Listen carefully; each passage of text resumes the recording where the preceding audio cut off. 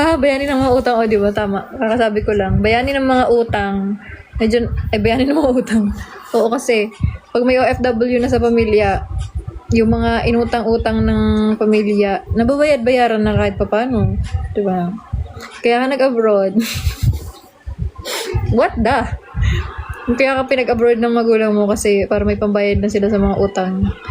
Tapos sa mga binentang kalabaw, binentang lupa, binentang bahay, para mabawi ba? No? Mababawi na. James din sa follow, bayani kasi moro. Good evening, Mama Silvia. Shout out daw. Shout out kay Jace. Gufu form. Gufu from Ninonda Spayaw daw.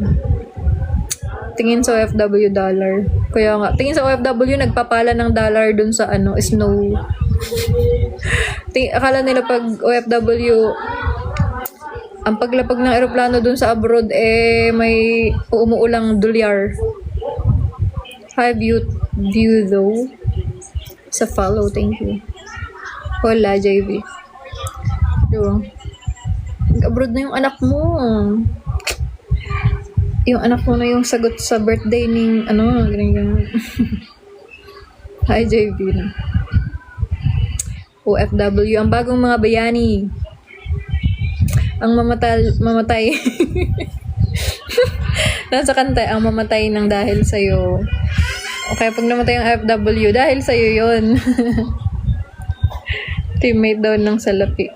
Tumatay daw. Tumatay ng salapi yung OFW. Totoo ba yun? Sakit naman nun kung tumataig ng salapi. Grabe naman.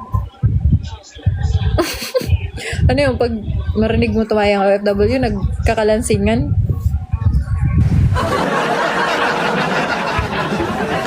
Hindi pala papel yung at coins. Sakit. Coins, tapos yung pinakamalalaking coins, yung tagpi 50 NT.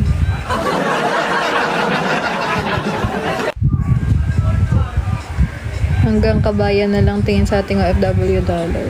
Ganun. Barya. Oo, barya. Hala. Pero kahit barya, walang ganun. Hindi na itatay ang pera.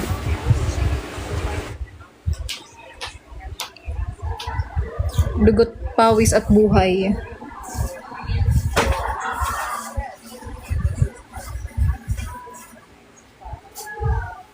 Cargador sa Taiwan. Taga saan at ilang taon? Cavite, Etibac.